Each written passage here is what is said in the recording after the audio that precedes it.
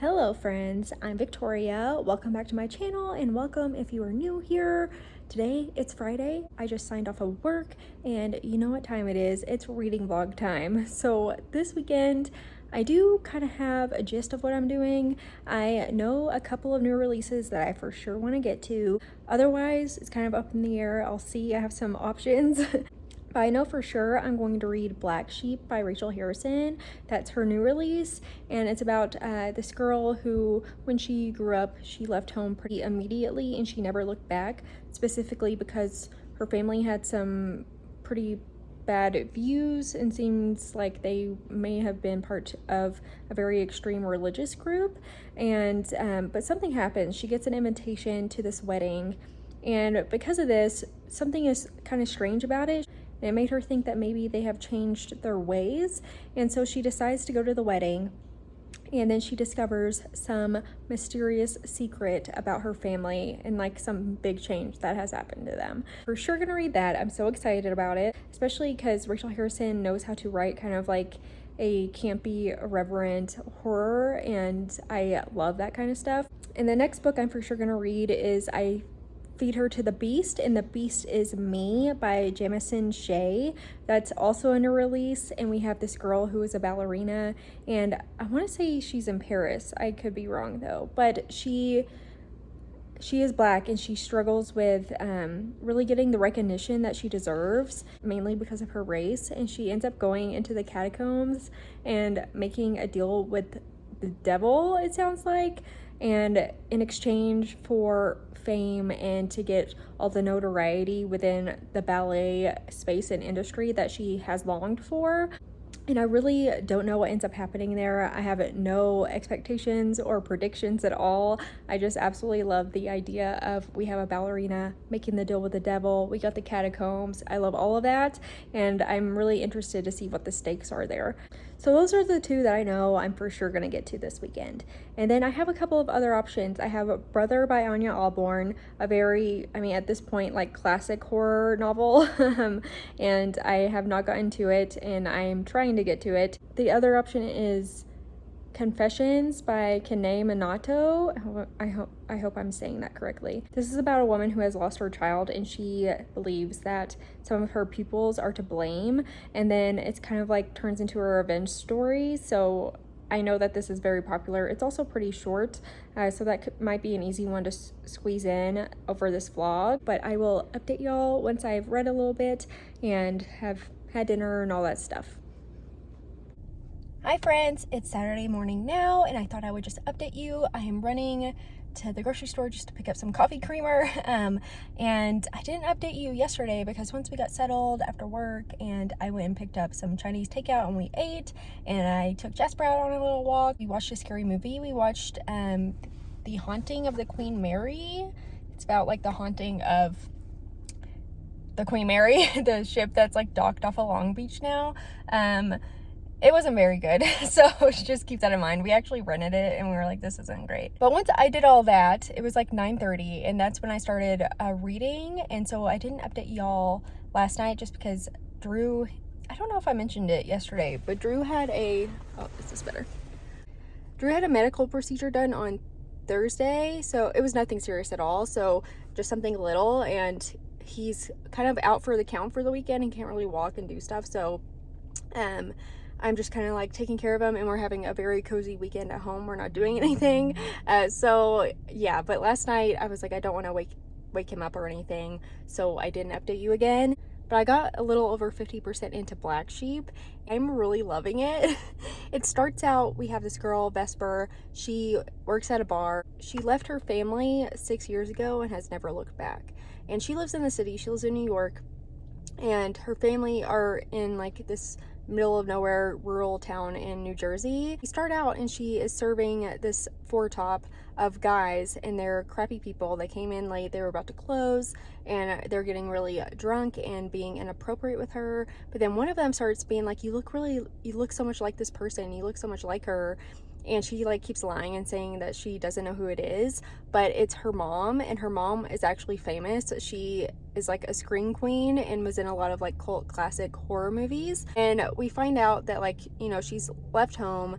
her family are very extreme in their religious beliefs, and kind of like if you leave, then you're shunned, you're excommunicated kind of thing. She is kind of missing her family, and she does talk about how like it's hard being on her own, and she wishes that they weren't the way that they are because she would love to have a family unit, which is really sad. This table that she's waiting on, they're horrible people, and something happens with one of the guys, and it's awesome. Like, it's so good, and surprisingly creepy. Okay, that shocked me a little bit, but she ends up getting fired and loses her job, and when she goes home, she finds this letter on her doorstep, and it's from home, and it is an invitation to her cousin's wedding, and her cousin is actually marrying like her childhood love, so she decides to go home. She talks about how like there's a little bit of animosity, but not much. Like, she understands that like their community's small, and that her cousin is marrying this guy that, you know, they all thought that she would marry and stuff like that. And she's not being too annoying about it. Like, that was something, what book was it? Lay Your Body Down, I think that's what it was, that I read, where it was kind of like a similar thing. She had left home because of an extreme religious family, and then she ends up going back due to a funeral, actually, but it was the guy that she loved when she was it was the guy that she like loved when she was younger, and she has a ton of animosity towards the woman that he married, and like keeps talking bad about her, and I hated that. And in this, we're not getting that at all. Like, she's being very mature about it. She understands, and she's definitely is like, it's weird a little bit, but like she gets why they're getting married, even though it does kind of hurt a little bit. She's like okay with it, but she does end up going home and things are weird. About at the 30% point, we get info of what kind of a religion they are, and I absolutely love how creative this is and like the twist that it puts on a lot of stuff. I'm not going to tell you what it is because it's not in the synopsis or anything like that, and I do not want to ruin it because I was super surprised by it, honestly. I just didn't think it was gonna be this, and I honestly thought it was gonna be something else. So I loved this, and just the twist that it puts on everything and everything that it's saying. The satire is there, the commentary is there, and it's so good. And you know, we're starting to learn more about her family, the things that they believe, what has happened with her growing up in her childhood, and how she hasn't had a dad really. Like, her dad was kind of in the picture, but she hasn't seen him since she was 9, and she doesn't even know his real name, and how she longs for like a connection with him because she used to love spending time with him when she was younger. And we just keep learning about her family, her upbringing, and we go to the wedding and strange things happen, and it just ends up spiraling in the best way possible. I'm enjoying it so much. I think it's clever. I think it's fun. It's definitely not scary. It's definitely more of like a dark humor kind of thing so far. But the satire is there, and I am loving it. So yeah, I'm a little over 50% in, and I will probably finish it today. So yeah, I will update y'all later when I have read a little bit more.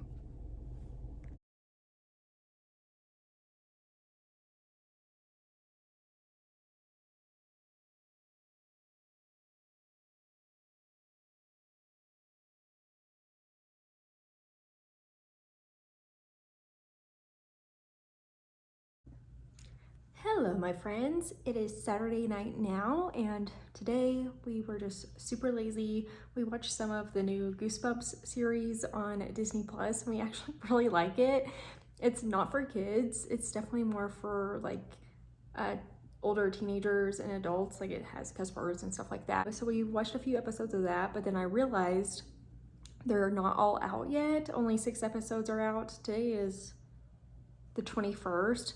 So yeah, only 6 episodes are out, and then there's still 4 more left. So there's still like 4 weeks until it's done. So that frustrated me, and then I was like, okay, well, I'm not gonna keep watching until they're all out. It also has Justin Long, and I am a huge fan of Justin Long. He's like a screen king, so you know. We had a cozy day. We had some pizza for dinner, and we watched Orphan First Kill because we hadn't watched it yet, and I actually really liked it. I was kind of shocked. There's a twist that happens in it that I did not see coming, and I was like, whoa, this is good. So if you haven't seen it, I definitely recommend it. Also, I mean, if you haven't seen the first Orphan, you should for sure watch it. I love that movie. It's a very solid like thriller horror, and yeah, it's a really good one, and I'm shocked at how good this one was.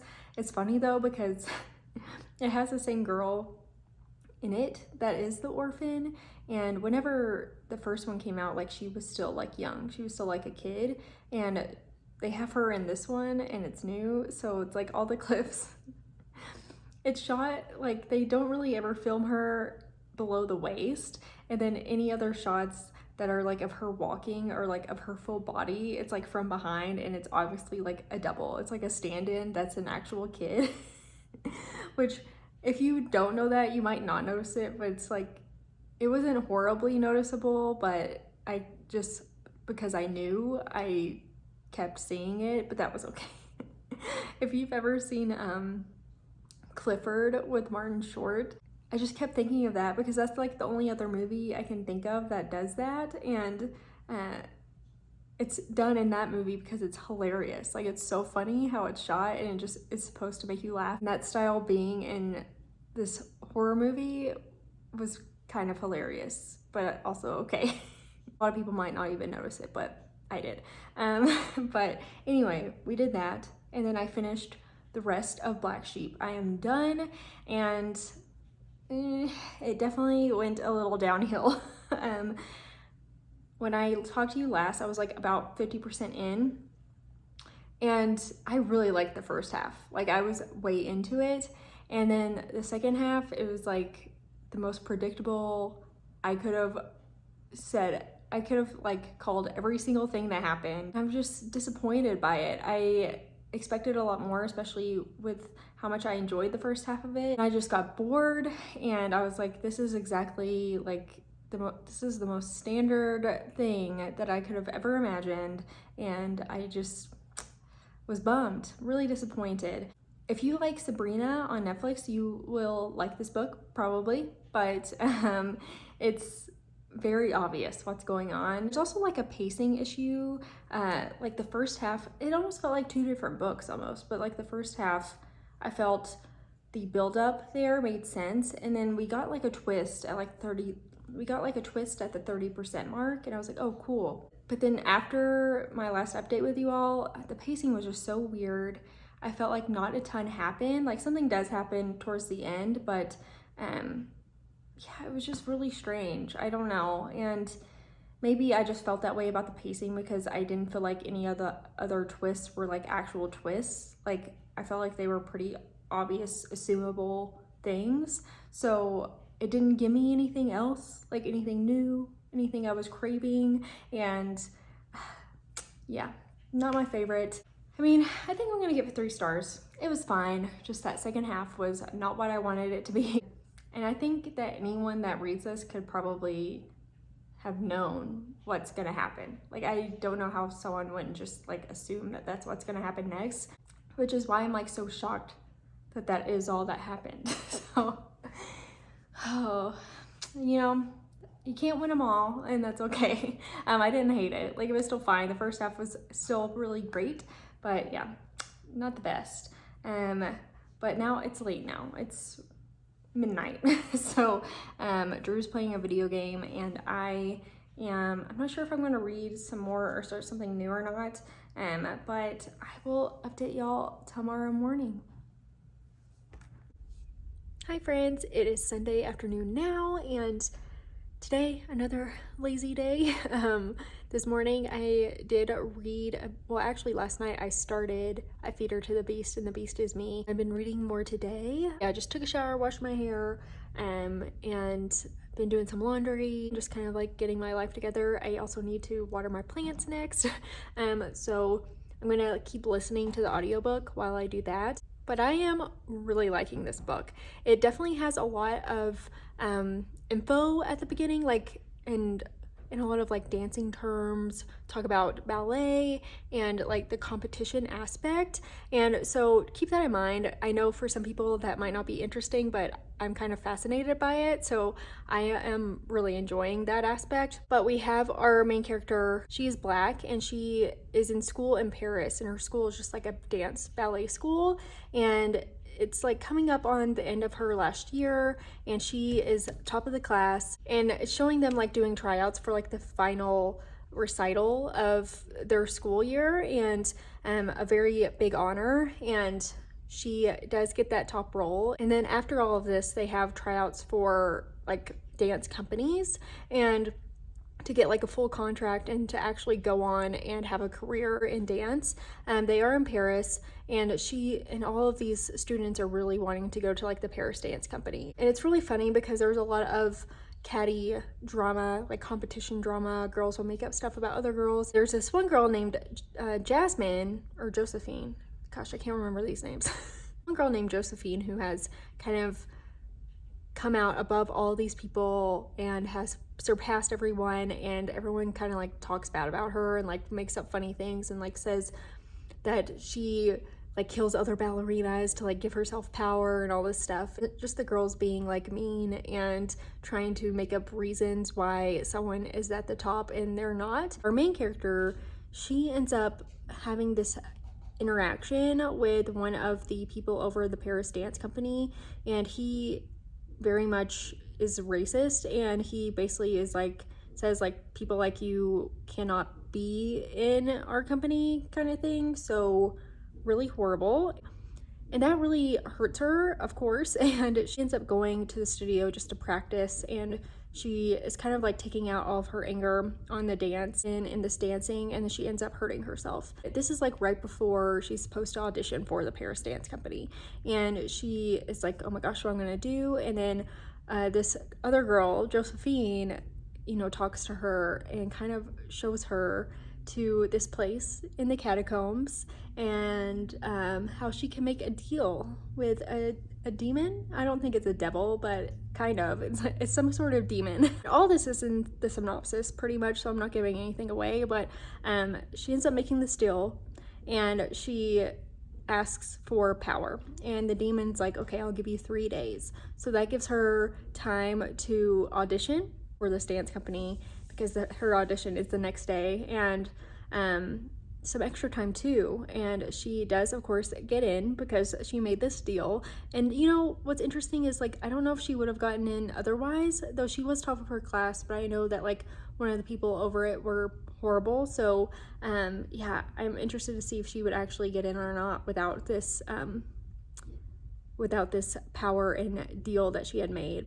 But she does have some guilt because, you know, these other girls too they've all given their life to dance. She does have a bit of guilt, but then she remembers she still has this power for a couple more days, and she grows to love it and kind of gets power hungry. 3 days in, she loses that power, everything's back to normal, and she's like, I need more. So that's where I'm at now. And the scenes where they do go into the catacombs and she makes these deals is very is actually creepy, and I like the atmosphere of it a lot. I'm curious where this is gonna go, because just the way that it seems, it's like, how power hungry is she gonna get? And the demon isn't gonna give her power forever, so how much of herself is she like willing to give up and lose to keep this power, you know? So I'm interested where this is gonna go. It definitely has like Black Swan vibes, of course, and that was what I was hoping for. It says too, like, her dance is everything to her. She's nothing without dance, and she was literally willing to give up anything and everything, including herself, to keep on dancing and, you know, get a role in this dance company and get a contract. So yeah, I'm curious how this is gonna spiral from here, because I am wanting it to get I definitely want it to get more dire and creepy and the stakes to be high. And right now it's very much like up in the air what she's actually giving up and like what the stakes are, because of course the demon is like playing games, is not like being really forthcoming, a little bit of a mystery. But so far, the synopsis pretty spot on, and I am loving the dance aspect of it. Put my earphones in, keep listening, and water all my plants, and then I don't know what I'm gonna do, maybe clean a little bit more so that everything's nice and ready to go tomorrow for Monday morning. So yeah, I will update y'all when I have read a bit more.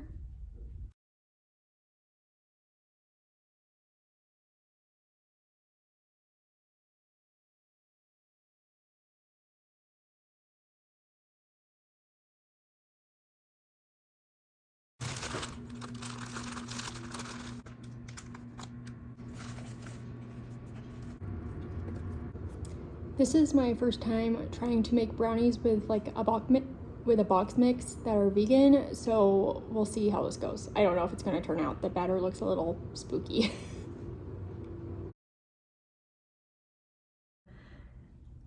The brownies weren't a complete flop, but they weren't a win either. They are definitely kind of oily. I think it was probably the egg replacer. On the box, it does say like to use applesauce instead of eggs. So maybe next time I make them, I'll try that and see if that works better. I mean, they're still tasty. I'm still gonna eat them.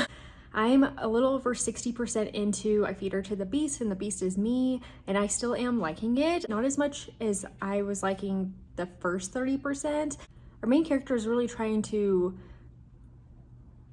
test how far she can go with this power and how far she can push herself with it.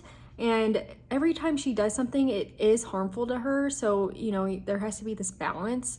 But she keeps using it in more sinister ways. And we're just like, okay, how far is she gonna go? And then we also have other characters in here that have also made a deal with this demon or beast creature. So she's not alone in that fact, but they all have asked for different things. Because she asked for power. We have this other guy that asked for money, another one that asked for beauty. Each of their things work in a different way and take different things away from them. So they are trying to like figure out the truth behind what is happening and how far they can go with it really.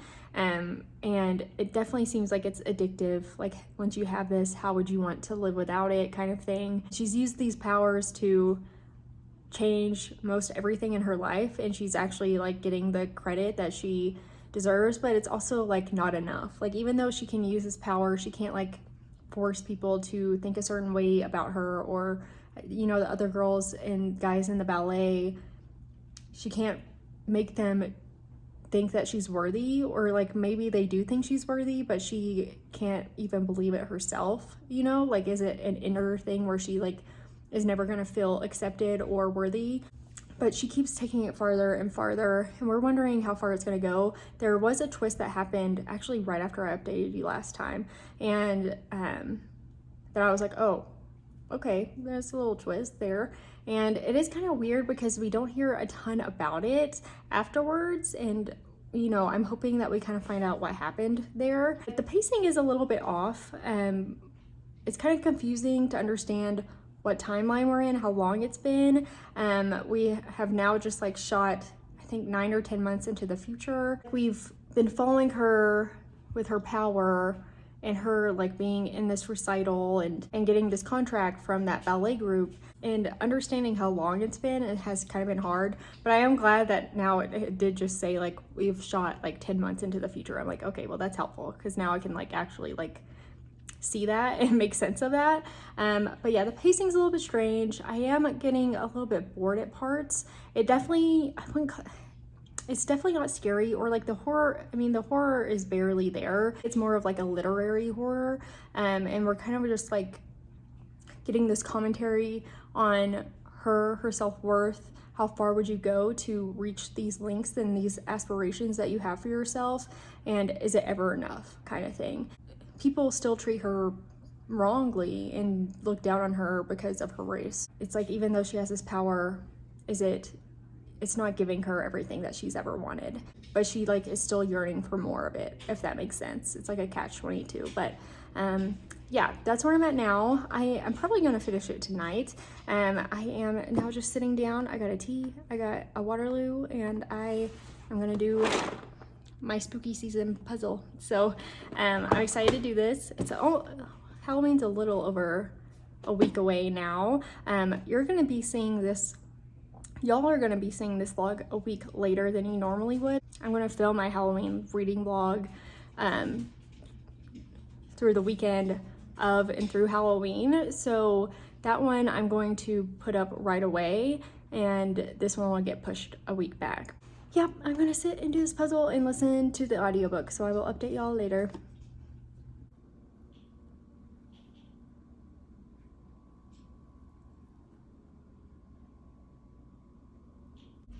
Hello my friends, it is Monday, and last night I did finish I Feed Her to the Beast and the Beast is Me.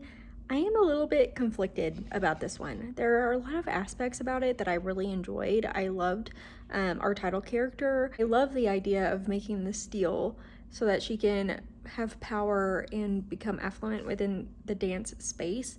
But there were some issues for me. It also, I had mentioned in the previous video, I had mentioned the pacing. It continued to feel off through the rest of the book. It almost felt a bit like it felt just disjointed.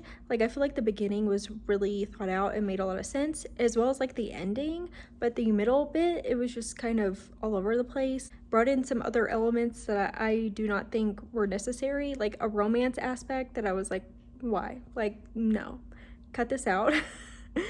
You know how I feel about romance though anyway, but I mean, honestly, in this, I don't think we needed that at all. And there is some horror in here, and there's more in the second half. I had mentioned previously that there wasn't much horror at all. There is a bit more in the second half, but I still would have liked more. I felt like it could have gone farther, and especially with the premise and what was going on here, I do feel like it could have delved into the horror space a bit more. But I didn't hate it. I think I'm gonna give it 3 stars.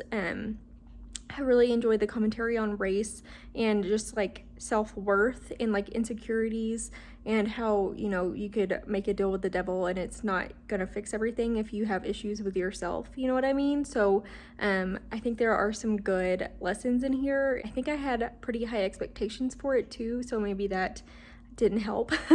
But this is a debut novel, and I think that you can tell, and I think that's with the pacing aspect mostly. Like the pacing, it just really threw me off. And there is a twist that happens that I feel like was pretty obvious. I mean, I wasn't super bothered by the fact that I thought it was a pretty obvious thing, but yeah, if you're like wanting a good twist, some crazy wild climax to happen, it doesn't really get there. But I did think the ending was satisfying, so, you know, good, not great. But last night, I started that puzzle last night, and within like an hour, I finished this book. And then I wasn't ready to be done with my puzzle. It was like 10:30 p.m. And then I started Confessions. It's so good. It's so good. Like, I understand why this is really popular. I might even be like halfway through at this point, but I turned it on, got so invested into it. Next time I looked at the clock, it was 12:30, and I was like, oh my gosh, I gotta go to bed. I gotta get up at 6:30. But yeah, I am loving it. The way that it's written is really clever. It is translated from, I want to say Japanese, but and you can kind of tell just with how some of the sentences are formed and things like that it has been translated, but it's not bothering me at all. I think the translation is pretty successful, so that's awesome. And we start off right off the bat with this teacher, this professor, telling her students that she believes a couple of students in this class killed her daughter. And she goes through the story, explains everything, and then she kind of drops this bomb on them, and she was like, she basically is like, I don't think that the justice system will do anything to you. And then she like drops this kind of bomb, and which was like shocking. And I was like, oh my god. So right off the bat, it's suspenseful, the mystery's there, you're like hooked, wondering what is actually going on, what's happening with these people. And then she drops this bomb, and you're like, oh my gosh. And then we like go to different POVs from the students involved, and things just start spiraling. And because of what had happened, people are treating people differently, different events happen, and it gets so strange. It just gets so intense to the point I'm just like hooked. I want to know what's going on, and I want to know what's going to happen next, and I am loving it. I am loving it. So good. Yeah, I was hooked from the start. I'm most definitely gonna finish that tonight.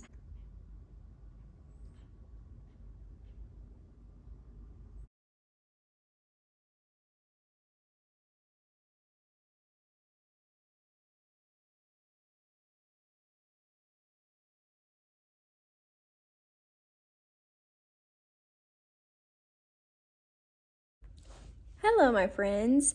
It's the next day, and I wanted to give you an update on Confessions because I did finish it, and wow, I loved this book so much. It's 100% 5 stars for me. I'm kind of obsessed with this book. I am just so shocked by how this was written and how it like keeps you guessing, and things keep changing from chapter to chapter, but it doesn't feel like, I feel like a lot of times with thrillers it can feel kind of like gimmicky, the way that they will put in twist or like in chapters on a different note to like make you think something differently. And I mean, it's not like bad, but it's like kind of boring and just standard in my brain. But the way that this one was written, I was shocked the whole time. Like at the end of every chapter and after we heard from another person, I was like, oh my gosh, what?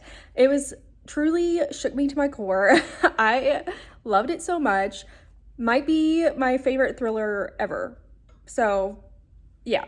And I'm bummed because I waited so long to read this, and like people, you know, all say it's really great, and I loved it so much, and I wish I would have read it earlier. What ends up happening and how the story changes, and when you learn more about these characters and who they are, what they're doing, and what their actual like feelings are, and how they like contributed to everything, it's like, oh, okay. It's like, wow, I was not expecting that.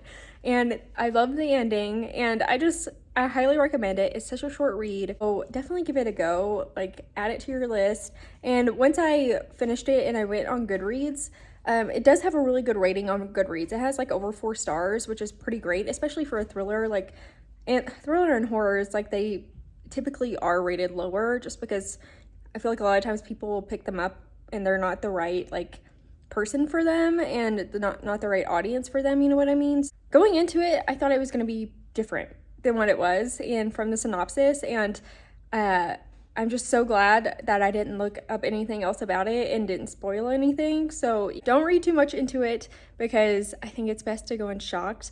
But I love the characters, but well, the characters are all horrible. Like all the people are awful, but I love them. The way things progress and get more dire and get more shocking, I was like, okay, this story is wild, and I loved it so much. So that's all I have to say there. And that is the end of my reading vlog. I hope you enjoyed it, and thank you so much for watching, especially if you made it this far. You're amazing, and I appreciate you. And I think I mentioned that this vlog will come up a week later, so y'all will be seeing this in November. So yeah, I hope that you have had a really good Halloween, because you'll be seeing this after that. So I hope you had a good Halloween, and I hope that it was just the best time, and I hope to see you here in a video in the future. Have a good day.